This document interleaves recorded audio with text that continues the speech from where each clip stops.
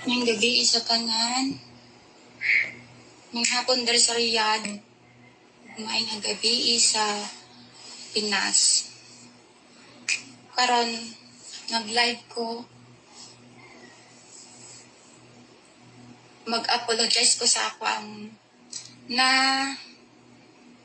gibuhian nga istorya. What's up guys? Magandang hapon sa inyo. Yan, kung napanood nyo yung part 1 video, yung babaeng nag-trending sa kanyang social media account sa Facebook, sa kanyang Reels video na nagtatrabaho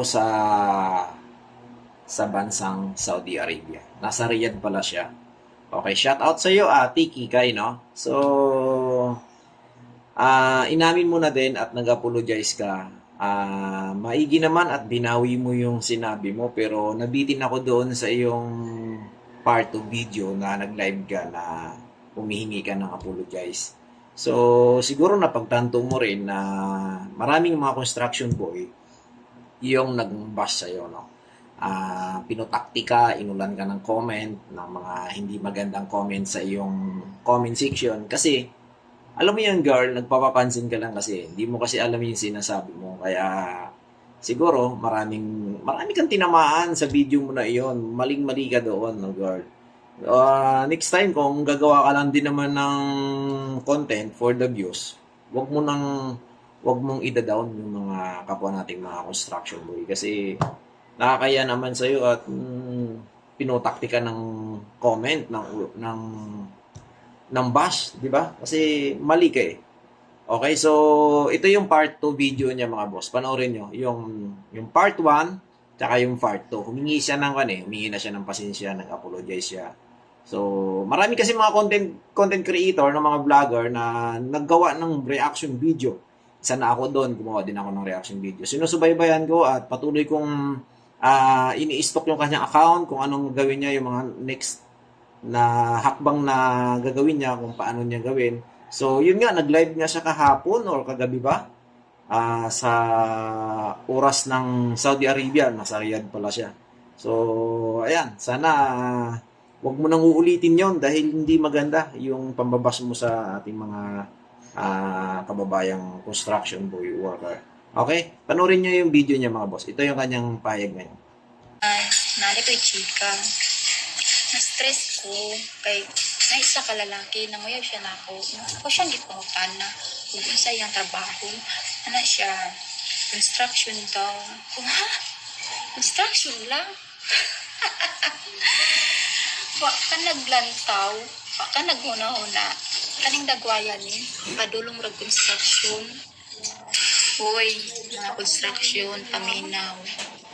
Kabalo mo, nga akong ginapili. Like ng pulis, seaman, tapos gwapo, tapos macho, puti, tangkad, na tanan. Sila man ang construction po. Uy, nga ulti, mura. Uy, di yun ako deserve.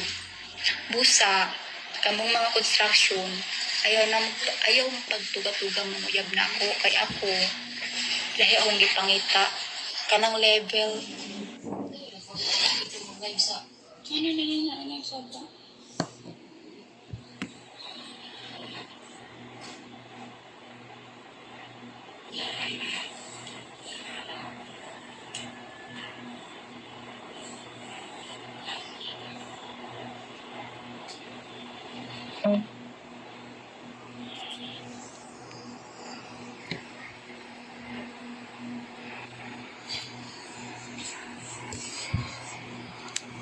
Ngayong gabi isa tanan, ngayong hapon dahil sa Riyadh, kumain ang gabi sa Pinas. Karon nag-live ko, mag-apologize ko sa ako ang na gibuhian nga istorya. Unta, maminaw ang tanan.